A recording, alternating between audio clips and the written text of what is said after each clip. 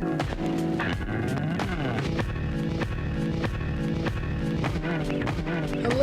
and welcome to the Tireless Pilgrims podcast. I am Curtis and this is my man's Lewis. How you doing, Lewis?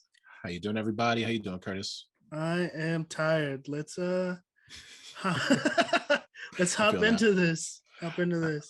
All right. So welcome everyone, listeners, viewers, and all that might consume media through your brain stems. Today, we, the Tireless Pilgrims, want to talk about something special. In the summer, you can usually, especially if you live in the States, you can usually see carnivals and festivals kind of taking over the majority of weekend festivities.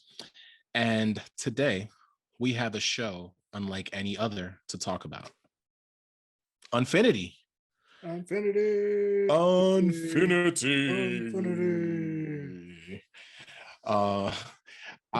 think the name of this set is very. I'm gonna love saying this set's name for at least like another month, and then I'm gonna be done. But they made this one a lot cooler to say than like some of the other ones. I like saying this one a lot. Speaking of past unsets in the past have kind of sort of been like what this set is themed like, where this set is kind of themed around carnivals and a big carnival in a weird plane called the Astrotorium, something like that. And the unsets have always kind of felt like a traveling carnival that kind of passes through town, shows you a couple of weird things, and then it leaves. And you usually never, ever see things from that carnival again. Or usually not for a very long time. Maybe they're referenced in other ways in Magic sets. Afterwards, there have been some cards from unsets that then have become real cards without referencing their old selves. But usually you don't have to worry about these things playing with the Tarmogoyfs, the Colossal Dreadmaws, the Fibblethrips. You usually don't have to keep your unstuff separated from that stuff. You usually do have to, I'm sorry. But with this set, we are doing some things very, very differently. Mm-hmm. This is going to be the first, but probably not the last, unset where a lot of the cards are going to be eternal legal. And that means modern, vintage, legacy, and the format we love, EDH or Commander. I don't know if it's going to be modern legal. Oh, I don't think this one is. These are not. Okay. These are modern, just vintage, legacy, and Commander. Yeah. Okay. Yeah. Right. That would make. Yeah. Okay. It's similar to like cards that get printed in a Commander pre-con. Yeah. Gotcha. Yeah, that actually makes more sense. I think some of these cards would be. I don't even know what modern will find a way. Always. Modern finds a way. So while that, look at that, even with clarification, I was still a little confused. So with that being said, I think we can talk about some of the weird stuff that we're going to start seeing in these regular games. I'm not ready, but but I'm gonna have to be. I'm just gonna have to be. Some of the cards I've been looking at in the last couple of weeks, I've been like, yep, I guess that one I might actually see. Yeah, I'm gonna see a lot of these. Yeah. All right. Let's talk about how things are gonna be legal in these formats. We have a few mechanics and cards to go over from the set, and I think this is a good way to ease into it. Take it real nice and slow, go over everything. There's some suggestions for decks that some of these cards might be able to be played in, and there's a few that I think I will be playing as well. Curious. Comment. Yes. Oh yeah. Cannot wait to see Kama in action. All right, so I guess let's talk about while we got a bunch of mechanics and like weird things. There's a big, huge difference in this set that we have to talk about because it is the most obvious thing, and it is quite literally the elephant in the Yes. room. I like almost forgot. Yeah, this is huge. This so in the past, unsets always had a silver border around the cards that made it very easy for you to know this is very different from a usual standard legal Magic the Gathering card. In this set, however, they are getting rid of these silver borders completely. This is going to be a set where, for the first time, your unweird cards are going to be black bordered. And the only way you will be able to know the difference between it being a unonly card or a card that might be legal and other things is by a little funky acorn symbol on the bottom of the card that is stamped there for cards that are only unplayable. I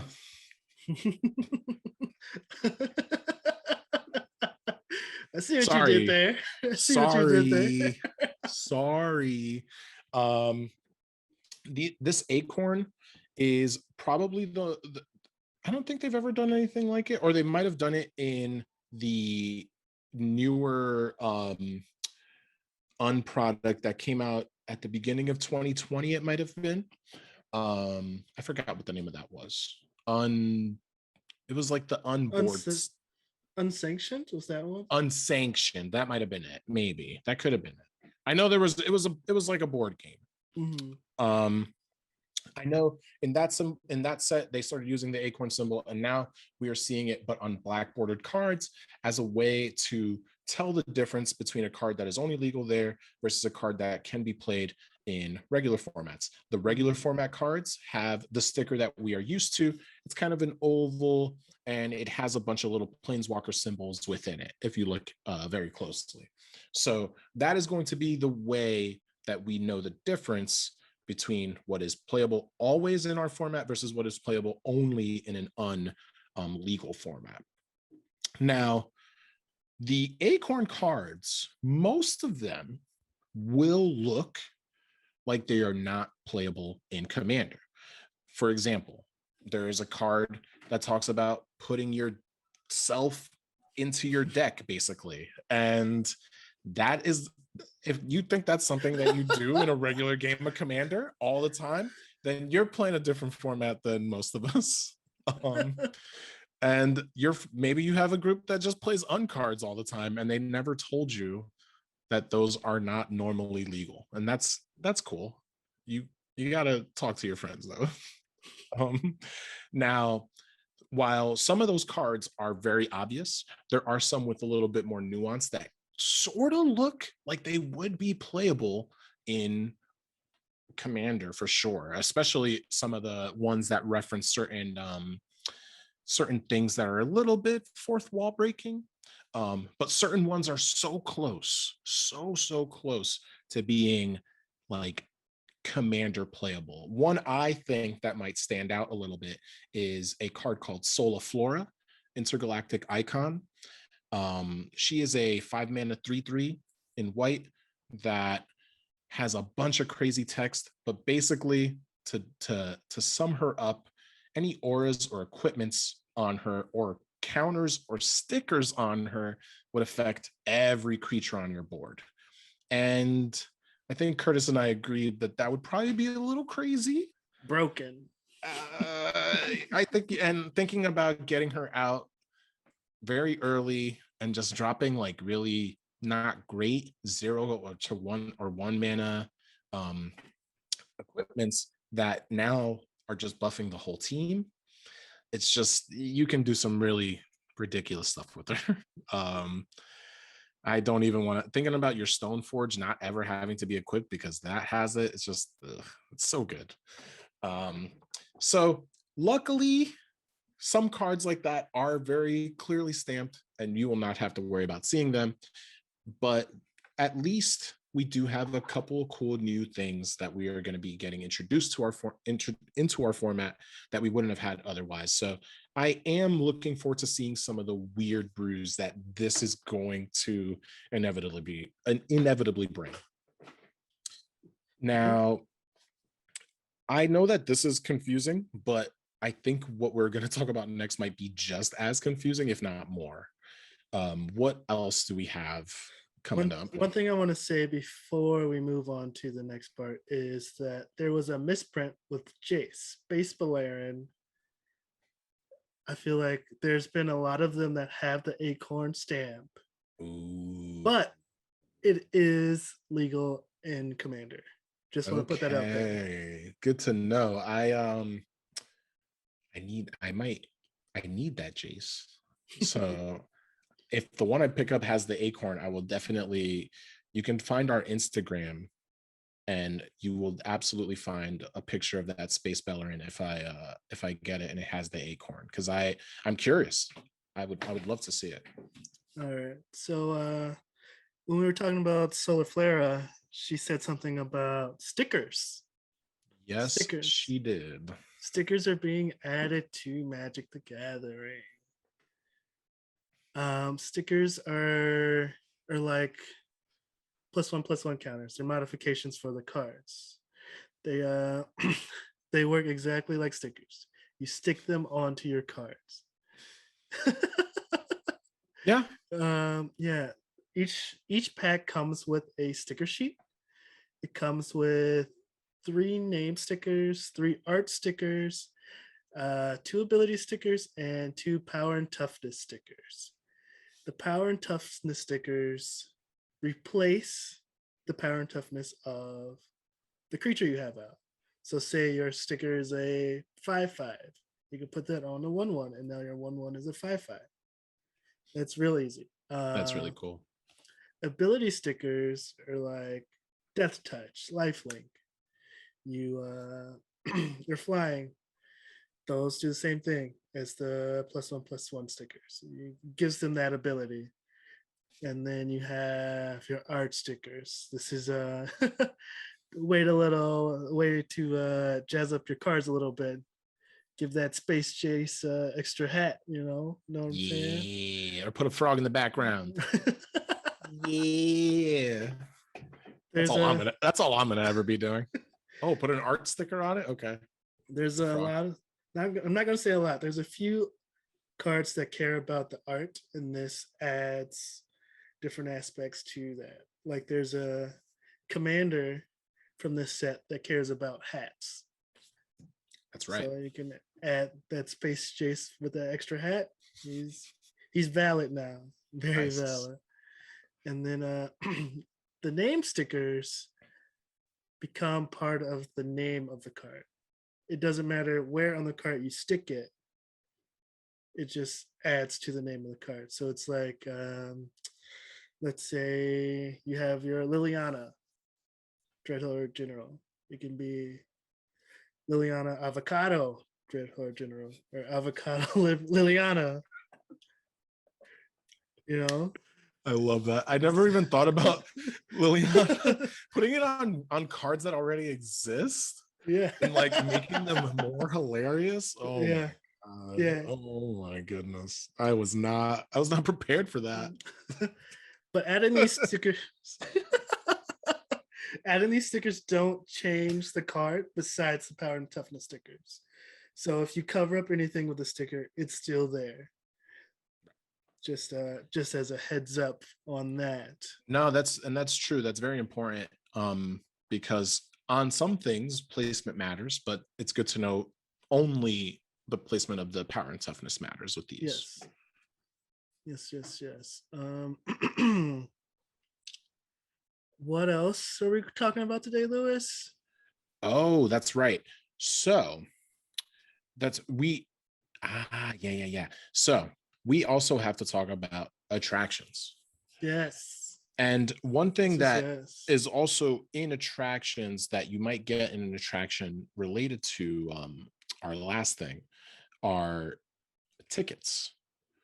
I forgot about the tickets. Tickets. The The yes, tickets. The tickets are only on certain stickers, but I know that some of the attractions might give you tickets. tickets. Yeah, you Um, use the tickets that you get from attractions to pay for your stickers. You can't just like randomly put a sticker on whatever you want. yes. It's kind of think of the tickets like energy counters. Yeah, very similar. Very similar. Once you get tickets, you don't lose tickets unless you spend them, and then you just Yes. don't have them. They're bankable. They just kind of stay there. They stay with you forever, and hopefully you don't get pulled over by having too many tickets. Be careful. Get the boot. You get the boot. Sir, did you just come from a Magic the Gathering game? You acquired 100 tickets? I think you win if you have 100 tickets. That's true. Especially, yeah, I think in this set, if you could somehow, I think that should have been a card. If you have 100 tickets, you win the game. Yeah. That would have Yeah. been fun. That's Next set. Next Unfinity, Unfinity 2 Electric Boogaloo. That's when they'll do it. All right. Well, before we even can get to Infinity 2, we got to talk about those attractions. yes. Sorry. Attractions represent all the rides, games, and shops you might visit while you're going to a carnival. They aren't played in your main deck, and they don't have normal magic backs. The backs on them are actually really cool, and they help you kind of learn about what these cards actually do. So if for some reason you were happen to pick one up, you would know the difference between this and this. Even though some attractions do look like playable magic cards, there's a lot of big differences on those. One, the back. Two, they never have a mana cost. The only way you can access attractions is by cards that tell you that you are opening one. There are a lot of permanents that might tell you when this ETBs, when this enters the battlefield, open an attraction, or when this does this thing, when you roll a blank, open an attraction. You are not going to really be able to get them on the field otherwise. When you are told to open an attraction, you just take the top card of your attraction deck and you put it onto the battlefield face up for everyone to see. Each attraction has numbers 1 through 6. It's on the right side of the card. And you will see that certain numbers can light up and certain numbers will never light up. 1 will never light up. 6 will always be lit up, which is kind of cool. It's like incentivizing you to roll high. And like when you go to an attraction, when you go to a real carnival, that's kind of what they want you to do.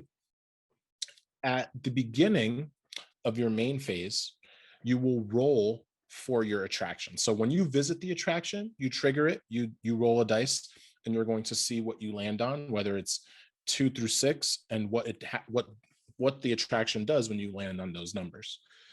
At the beginning of your upkeep, or at the beginning of your main phase, at the beginning of your main phase, you're going to do the same thing. So it's sort of like the initiative in that it triggers every turn, unless for some reason you lose it. Speaking of losing it, you can lose attractions. They are not permanents that just stay on the field or are just like unaffected by normal magic stuff. They are still artifacts, and you can interact with them the way you interact with artifacts. If you got something that can exile artifacts, you can exile attractions. If you got something that blows up artifacts, you can destroy attractions. Overload that Vandal Blast every time. Yeah, if you want to overload that Vandal Blast to get rid of the Fortune Teller and the Dart Game and the Funnel Cake guy, you can do that. You can absolutely do that. What I think is also very good to note is that they are, because they're artifacts, they synergize with whatever strategies you have that trigger when an artifact is on the battlefield, or when an artifact ETBs, or by just it's an artifact. If you have a Clock of Omens out, guess what? You can use that Fortune Teller to tap it and untap something else. You can absolutely use them the way you use any artifacts. So if you can, try to look at them as just an extra way to play the permanent that you wanted to play anyway. Now, one thing that most attractions offer just a simple thing when you hit the numbers on them. Occasionally, some will also give you a bit of a mini game and a prize that you get after you reach a certain condition. These, I think there's only one that's legal in our format that offers a prize. So at least for EDH, there's not a lot of prizes that you're going to be seeing. I believe the prizes are kind of relegated to stuff only in the unsets. So it works a little bit more for the unstuff because they involve maybe throwing your hat into the air or having someone pick something. I read one of them that's so silly. I don't even want to get into it. So I will say, for the most part, you're not going to really be triggering prizes. Most of the attractions are going to be very simple. You're going to roll a 2, maybe scry 1, maybe mill 2, and then return a card to your hand at random.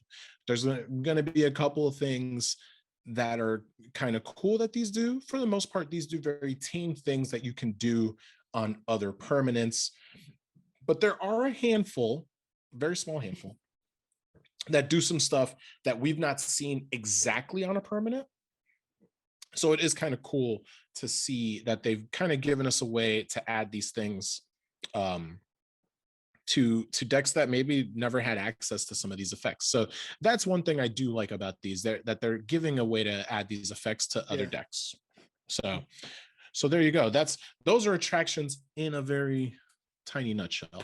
Let's talk about what else is very important in this set. Wordplay. Oh, we got some words. Yeah, there's a bunch of cards that care about what words or what letters appear on the cards, or how many times certain letters appear on the cards. For the most part, these effects are contained in the UN format. But excuse me, these only appear on English cards. This set is only printed in English. This is not a set that has different language printings. Yes, that's right. It's it's a little. It's a little. It makes sense, but it's unfair. I see what you did there. Yeah, I don't. Very nice. Yeah, very nice. But truly, it is a little weird. It's one of those things that I guess not having a huge enough like language department might make that a little tough. But I don't know. They could have hired some people. Yeah. I know. You know, you're telling me some people that love this game in Brazil wouldn't have wanted to work on this to be able to like figure out a way to add it into the Brazilian MTG canon. I think they would have loved that. Instead, they have to play blank Goblin. Yeah. But that it is what it is. Yeah, it is. And what else is back for this set, Lewis? What else we got? We have actually one of the things that I've always loved about unsets that I'm glad is now in regular sets: dice rolling. I love rolling dice. If you don't play Magic to also just roll dice every once in a while, I don't know.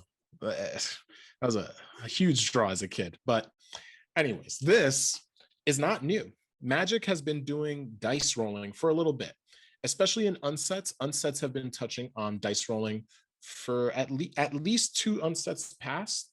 But more recently, we got a couple of cards that cared about dice rolling in Adventures in the Forgotten Realms and our other D&D related set, Battle for Baldur's Gate Commander Legends 2. Now, dice rolling is as intuitive as you think. You roll some dice, you read the results, they affect your cards. It's not really too crazy. We do have a lot of cards in this set that care about how you roll, when you roll, what you roll, ways to change that roll.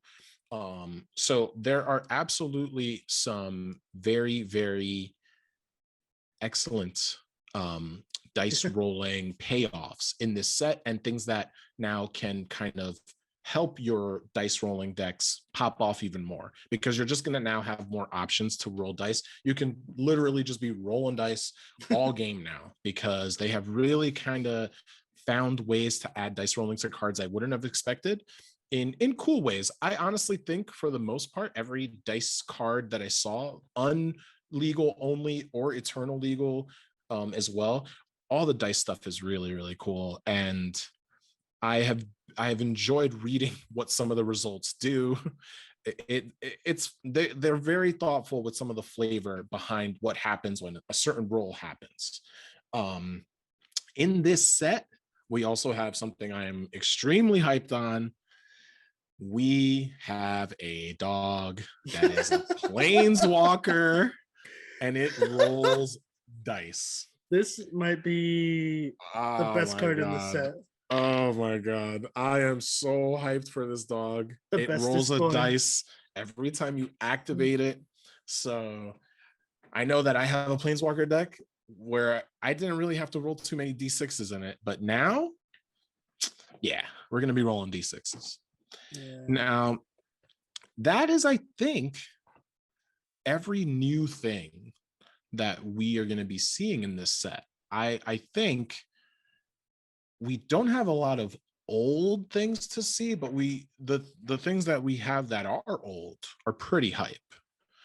What old things that did they bring back? Chocolate. Sharks. Damn. Every commander player needs a set of shotlands. Yes, absolutely. I think if there was one thing I can give to someone as they are starting this format, there's just a pack of all 10 here. Whatever deck you build, I hope it is extra fixed now. I would just hand it to every, oh, you're starting this format? Here, I'll give you a basic land pack, and then 10, here's these. Go and play. You will be fine. Now, what I think is very cool about them putting Shocklands in this is that this is a very fun set to play.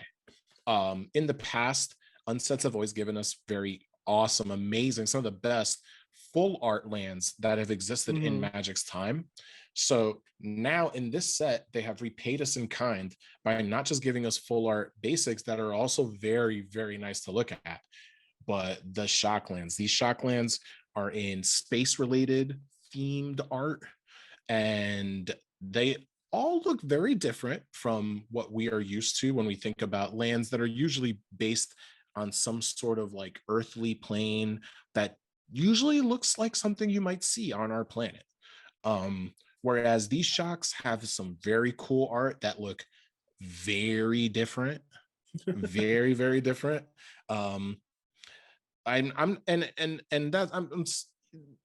Maybe you live in a place where some of this stuff looks familiar. I don't know. Maybe you live somewhere where your backyard looks like the breeding pool shockland from this set. I don't know. I'm not assuming where anybody lives, but I know when I saw these, I was just like mouth agape, dropped to literally hit my table.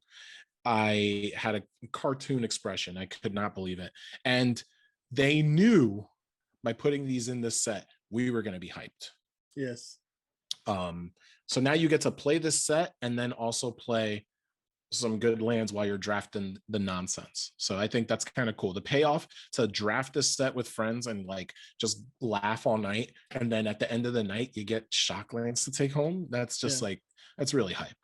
Yeah, if you're gonna open this and you don't play a lot of unstuff, there's the lands are for you. Yeah, the lands will be worth it. Yeah. I think for a lot of people that's going to be the main draw. But I think if you look at this set as a way to have a little bit of extra fun, and then you do pull a shock land, then you get a double payoff. You had a good time, and you get a card that you'll use literally in every deck you probably play in those colors from here on out. It's a win-win. Yeah, I'm excited to get a game in.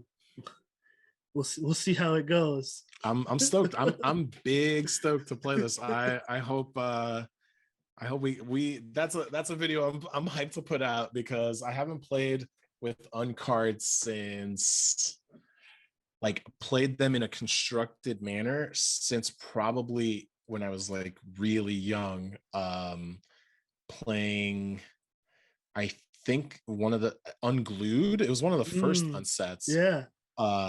Because that's where I fell in love with one of my favorite Magic cards, the Cheese Stands Alone. Oh my god. Which is basically now Baron Glory. Yeah. Right? That's one of those examples we talked about earlier, where that's a card that was in an unset, and then they figured out a way to template it into a regular card. But that card, I remember the first time seeing it at my LGS, and I was like, that's a cheese superhero? Whoa. How much is that card? I couldn't believe it. I could not believe it. So yeah, I am stoked to see some of these cards in action for sure. Yeah, it's gonna be a good time. Is there anything else we wanted to talk about today? Yes. Oh my goodness. We absolutely have to talk a little bit about another very cool and sort of now has become a bit of a staple once a year product, game nights. Yeah. Or game night. Game night. Yeah. So this set is mainly reprints. There's 5 decks, and each deck has a unique card. Yes. Each deck is one color. There's white, the 5 colors: white, blue, black, red, and green. And they come with some pretty cool legendaries. Yes, these are the only new cards in these decks.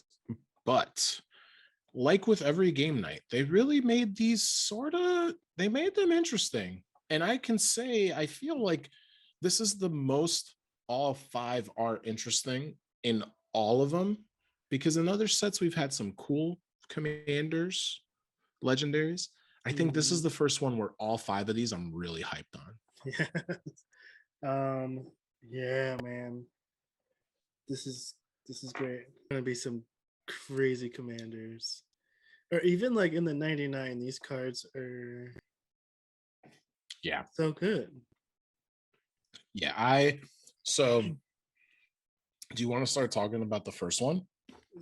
Yeah, Zamriel. Yes. She is a legendary angel for 2 and 2 white. She has flying.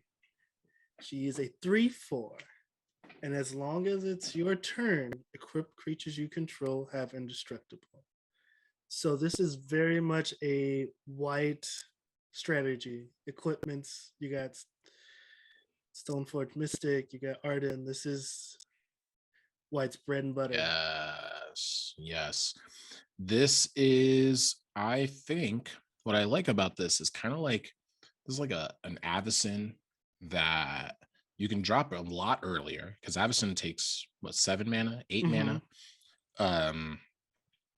This gives you it gives you that same play pattern, but you get to do it just so much sooner in the game. You get to just like drop a bunch of creatures, suit them up, and then if you want to do a board wipe on your turn, you can now, because you're dropping that board wipe. I didn't even think of that. Yeah, all your homies stay around. And you get to just go to town on the board. You just get to take everyone's life total down. I think being able to do this early in the game on curve, like you can like have all your creatures equipped by turn 4, and then drop her turn 4, and then on turn 5 play a board wipe, and now you just have a free board state to just kind of do whatever you want. And Yeah, if wow. you're in white, you're usually paying 4 to 5 mana for your board wipes. So, and sometimes you're paying less, you're paying 3 mana nowadays. And if you're very lucky, you might pay 2 mana with our new Vanquish the Horde. Vanquish the Horde. So there's just a lot of ways that Zamriel can be kind of like a little bit of a mono white boogeyman. I'm not going to say it is, and I'm not going to make it too hype strong. It's good. It's very good. I think that in some metas, especially in like high powered, very aggro metas, I think Zamriel is going to be a little bit of a menace. And Yeah. I know I am very hyped to throw her into my high powered Danitha deck because Oh yeah. I think she's just going to be. The redundancy is always nice on indestructibility, but having a permanent that's also a creature that you can suit up with that same indestructibility, uh, that's pretty great, you know. And I do like that it doesn't have to say if you equip it, it also is indestructible. Okay, so Yes. this thing is very good. The fact that it doesn't really need you to play, sometimes you play indestructibility to be able to survive those board wipes, and now you can just play your good equipment and you're just going to have indestructibility. So maybe you might have played some unfavorable indestructibility adding equipments that now you don't have to run. So I think Mhm. that's always, Yeah, I love that, that's smart. you know. Yeah, the It's board very wipe very cool. idea. That's great. I didn't think of that. Indestructible means you can build board wipe tribal. That's all. You get to be the true menace. You just like, oh, I'm sorry, blow it up, blow it up, blow it up, blow it up. Bah, bah, bah. You know, you just get to Yeah. do it. Well, so I what's don't our next? encourage anyone to do that, but it's just a thing you can do if you want. Our next card is Maeve, Insidious Singer. She is 2 and 2 blue for a 3/4 legendary creature Siren with pay 2 and a blue, goad target creature. Whenever that creature attacks one of your opponents this turn, you draw a card. Now, what I do really like about Maeve is 1, 4 mana. I think 4 mana is one of the sweet spots for commanders. At 4 mana, you will see your commander. There are a lot of commanders. Some games things happen very quickly. You might not ever see your commander if they're like 5 mana and up. Like it just lately, there can be times where that happens. Yeah, I have a But buddy who refuses to play a 5 mana commander. He's like, it's too yeah, risky. and yeah, some people will not even do it. They just straight up will say no, no way. um, I think Maeve is very good, and the fact that on the next turn she lets you activate her and do what she should be doing, which is kind of messing with everyone else's stuff, everyone else's creatures. I think that's very cool. And in blue, it's usually not by itself. If you get to mess with combat, it's usually paired with something else. So seeing a blue creature that straight up is like, I'm going to mess with everyone else's stuff is very cool. And I think it's sort of unique. It feels a little different for blue. Another interesting thing is you can goad your own creatures with that ability. So if you, for some reason, have 9 mana available on your turn and 3 opponents that are open, you can spend 9 mana, draw 3 cards, and hit those opponents. So it's not necessarily great, but it is an option. It's very So I just interesting. yeah, I wanted to mention that. Another thing that is awesome is that she is a way to kind of guarantee if your opponents all have creatures, you're going to get an attack trigger for a draw on each turn as long as you have 3 mana available to activate on each opponent's turn. So I think that's kind of cool too. I'm glad that it's not a damage trigger, that it's an attack trigger. So Yes. so you can do it. You get your card before they get to declare blockers. You get it on. Yeah. Wow. I didn't even think about that. Look at that. Wow, you're right. So you can draw into the thing that might make it so that you can bounce that creature Mm-hmm. or whatever it is that you might be playing in this style of deck. I jokingly said earlier that I think I know a kind of spell that I would like to play in this deck, and I might have to build this deck because I think these kind of spells don't see enough love in Commander. So I may be able to sneak a pretty bad otherwise, unless you're in limited card, into this deck and it be viable. So I think I'm gonna have to tinker around with build and Mave, I think. I'm excited to see it. That was that was very smooth what you were doing. It's gonna be very interesting. I know there's I think enough you're cards to make it work. I don't know if it'll yeah. be great, but it Yeah. will do a thing. I think so. I Mm. think and when we get that, and if I do build that, we will absolutely share that deck list because it feels like something that would be kind of fun to play. I think most people would find a lot of fun in it. And I think if you don't like blue, I think this is the commander for you. Yes, 100%. This is Yeah. totally different than any other blue commander that I see on the regular. This is Yeah. this is it. This is the This one. is it for real. Now, what do we have next, Curtis? Because I think of all of these legendaries, this one might be the most like obvious, like, boom, this is going to be a banger. We got Volgar, the Necropolis Tyrant. For 3 and 2 black, Yes. a legendary zombie giant with menace. He is a 4/4. Whenever another creature dies during your turn, put a +1/+1 counter on Volgar. When he dies, draw a card for each +1 counter on him. Yes. Yes. This So goes. many cards. This is an obvious zombie deck. It goes in any aristocrats deck. This is so good. Yeah. And it's Yeah. I And I didn't even think about that, like putting it in any aristocrats deck. Yeah. I this is like this is a bomb in an aristocrat deck. Such a good card. yeah, this goes in board wipe tribal because it's not your creatures. It's all Yes. creatures.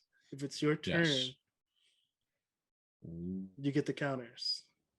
So you can put it in. Now, this is the deck where you want to run the indestructible so Yes. that he can stick around. Whoa, wait a minute. I just realized that it doesn't matter. Oh my gosh. Yeah. I was reading it thinking about creatures of your own dying on your turn. It's Mm-mm. any creature dies during your turn, and you Mm-hmm. put.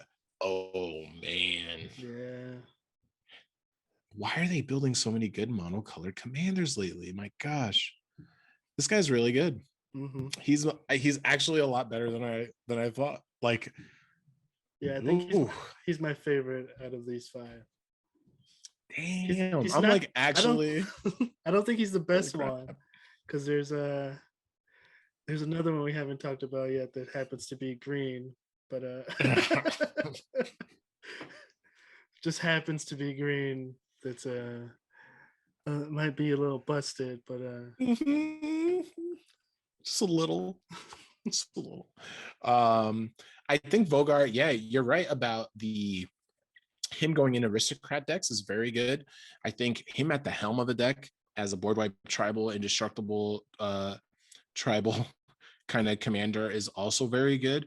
You just kind of put a couple of sack outlets in there and play a and bunch of zombies and zombie payoffs, and I know I you're good to read go. Menace, but I'm just now like putting it together. He's going to be huge, and you're not going to be able to block him. He's gonna force bad blocks for you. Wow. If you're not also playing like tokens against him, You're gonna have a hard time dealing with this guy. Wow, I like this guy. Yeah, and honestly, and this is where I like him being 5 mana, because all the good setup that you're gonna want before he comes out is gonna cost significantly less. So your Phyrexian altars, your Ashnod altar, your altar, any kind of Viscera Seer, any kind of sack outlet, you're gonna be able to get it down a lot earlier than him. And then you can have him come out. You can even just have your board state looking very menacing until you're ready to just put your real menace Necropolis Tyrant out on the field. And then go to town. Just go, all right, now we're going to sack this, blow that up, blow that up, blow that up. With all the mana I'm making off this, I'm going to and then sack Bogar, somehow make enough mana to recast them, do it all again. Y'all don't want it. With Vogar, I see it now. You know what? The whole thing just came into my head, and now the board state I see here that Vogar creates, that's not going to be fun for the other people. It's going to be crazy. I think it's nice that he has actually 2 relevant creature types. Giants are getting some support occasionally. So like that is Not sort of enough. relevant. It's not like the worst. I don't think there's enough more like giant stuff. I don't think there's enough giant support in black. And zombies always Yes. get to eat cake. They get to do everything all the time.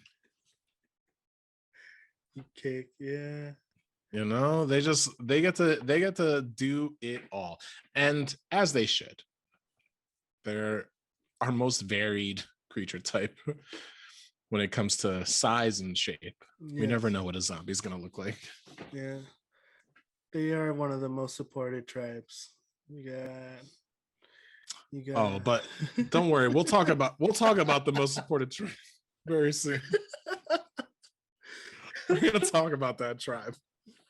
Yeah, next up, we do have one of my favorite tribes being supported, but not in the creature type. We have Nogi Draco Zealot.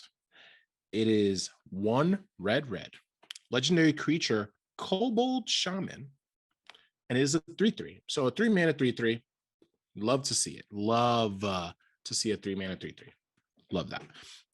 Its text reads: dragon spells you cast cost 1 less to cast, and whenever Nogi Draco Zealot attacks, if you control 3 or more dragons until end of turn, Nogi becomes a dragon with base power and toughness 5/5 and gains flying. Now, it reads very simple, and truly, that's what this is. This is a very simple, no crazy anything. You don't really have to think too hard.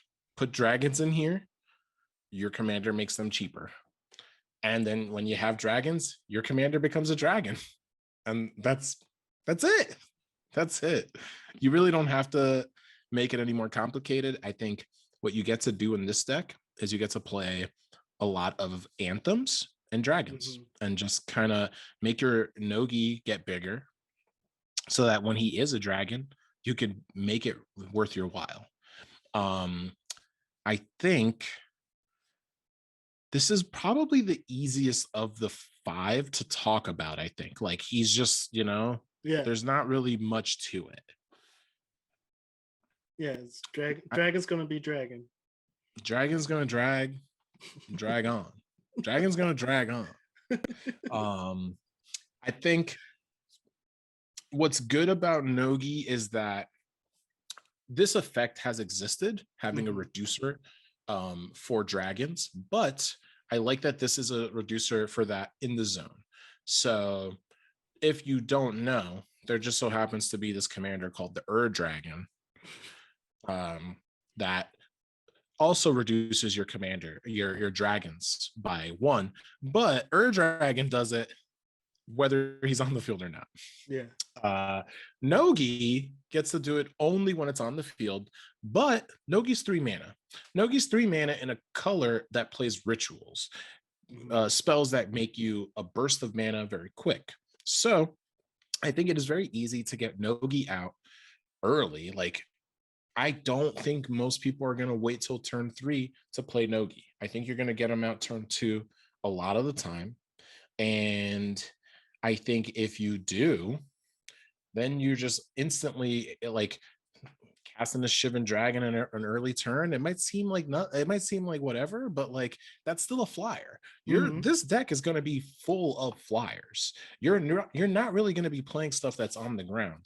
So if your opponent is just not playing enough stuff in the sky, you're gonna probably be able to Run go them over them over. every time. Like Run them every over. time. I think in Commander it is understated the power of like good attackers, not just attackers. Putting bodies on the table is important, yes, but putting in an attacker that flies is all. I feel like it's always relevant. I don't think there's any commander game where someone is like, oh man, I have no flyers, or oh man, I barely have any flyers. It happens almost every game. And if you're playing in a meta where everyone's playing flyers, maybe you play on a Skyland. I don't know. But I don't think anybody on this earth that I play with is playing flyers constantly unless their commander is somehow themed to have a lot of them. Yeah. And you're just, I think at 3 mana, being able to just like kind of threaten with that all the time from early on, that's also important. And yeah. I think Nogi is going to still be, I think at 3 mana, it makes it stronger. I think if this was one of the more expensive ones, we probably would never see Nogi, but him being 3 mana, I think makes it a lot more viable. And I hope that people actually do attempt to build this deck. I think it does have legs. I don't think it's going to be like the craziest, strongest deck in your pod, but if you power out enough flyers, it might be pretty close. Yeah, I like this as a commander, but I feel like it will be in the 99 more often. Yeah, because the fact that it touches on legendary, so if you're in a deck that cares about legendary, that's relevant. But then it's a reducer as well. So like, let's just an idea. If you're playing Dahada Dragons, right? If you're playing Dahada Dragons, now you have like basically your secret commander. You're like, I need Nogi out so I can have my spells cost less, and now I'm gonna easily get Nogi off Dahada because it's legendary. So like, he definitely will have some synergies that you don't expect. I think it's cool in Prosh because you can reduce your dragon, and he's a kobold. It's a kobold. So if you're playing like some weird kobold like synergies in there, you could do that. You could do that with Nogi. I love that. And I do like that we've been getting more legendary kobolds. Like we got Rograk, and then we got his sister or like brother. I don't know. And now we have Nogi, who honestly, I feel like Nogi is related a little bit. Maybe they know each other. They're cousins. Maybe they end up at the same barbecue joint. Maybe. Man, these are now rare. Last but not least, Curtis. No. Let's get into that. That's all we got for today. It's great being here. Nice talking to you guys. But this is insane. First off, I want to say I do not need another elf card printed ever. Ever. I don't want to see it. Don't even think about it. Not over here. Cut it out. No more elves. Oh my god. Just kidding. Not that's only Curtis. Not me. Man. Give me more elves, please. Elves are the most supported in this game. They don't need anything else. They did not. And there's so many elf commanders that are like the best elf commander, which doesn't make sense. Yes. Doesn't make sense. I think what we're lucky about is that at least this is one color, so that we don't have to worry about it dominating like Lateral in 5 colors or Lateral's insane. Latho's insane. Azuri's insane. Yeah. Oh Rada's yeah. an elf. I love Rada. She's one of my Yeah, favorite don't forget characters. Rada is one of the best elves in Gruul, and then Yeah. uh in Selesnya, there's Riss the Redeemed. Hmm. That's one of my first decks ever built, and like she's still insane. I don't have that deck. I mean the commander itself. Yeah, yeah, She's yeah, yeah, very yeah, yeah, yeah. I built Rada, the M21 one, Landfall. It was pretty cool. that Pretty one's cool. strong. That one Yeah. was very strong. And the Dominaria Rada is wild strong. I didn't think she was good enough, but I'll take a look. I'll try again. I'll try again. She makes you a lot of mana. Okay. She can make you a Let's lot of mana. let's talk about Emerald. Is that how you Yeah, say it? Emerald. Emerald. Let's talk about Emerald. Elfheim Elite. Yes. 2 green for a legendary elf warrior. That's a 3/3. Whenever he attacks, he gets plus X, where X is the number of elves you control. What? Elf Ball is gonna ball out, huh? We don't need any more of this. This is the elf Crater Hoof, but like for itself. It's like the opposite of Yeah. Crater Hoof. Like, why? But the best part is it can assign combat damage as though it wasn't blocked. So you can block it if you want. You're still taking all that damage. You're gonna take all that You're gonna damage. take Maybe you all of kill it. it, but guess what? He's still gonna hit you. Yo, You this know that text, the was blank assigns unnecessary. combat. It's a text that we haven't gotten very often in Magic, but they always put it on a creature where it's like, what'd you do? Why'd you do that? Emerald did not need that bottom text for it to be played No. because that top text is so ridiculously strong. If you're Yeah. in green and you are Yeah. playing elves, I promise you, this thing is never going to be a 3/3. It is always going to be like a 7/7, an 8/8, and that's being fair. This is this thing is going to be huge every time it hits the board. If you are, I actually think Immareal is one of the like of these five. I think this is the most on site. Yeah. Oh, Where like 100%. where if I see this in the zone, I might switch what deck I'm playing I because play. I need to be able to handle that and handle your elves that you're just like making a madman with. Like this deck is not going to be anything but an insane swarm of elves, and then this dude coming at you so hard. It just I don't know. This one feels a little bit like a mistake, Oh man, this is but bad. but maybe this is fine. I Maybe don't maybe I just think too many cards are crazy these days. know. I don't know. Last time I played an elf against an elf deck, he had I think like 12 elves out by turn 4. Yeah. Mm-hmm. That's fair. I have an elf deck. I That's know that if the hand is right, if you have like Llanowar, Findhorn, any of the Elvish Mystic, Arbor Elf, if you have any of those in your oh my starting god. hand, and then you also have another either 1 mana or 2 other 1 mana or a 2 mana one next turn, like you're just gonna start the when a person is not ready for that elf ball snowball to really just come down the hill. Oh man, everyone, Elf, oh my god. no one's ready for it. And I, even as a player, as someone who pilots elf ball, know sometimes I bug out thinking like, oh my god, I'm gonna be able to do this and then this and then this and then this and then the green just keeps it going. Yeah. This, at least, one of the better things about this card, at least as a person sitting across from it, is that it doesn't have any card advantage. So at least in green, they're gonna have to play some other stuff for that. But this thing is gonna, as a commander, it just tells you play elves. It doesn't tell you to do anything else. You don't have to do anything else because he the not a, the combat damage thing that creates a lot of ease for you. It just makes it so streamlined. Mm-hmm.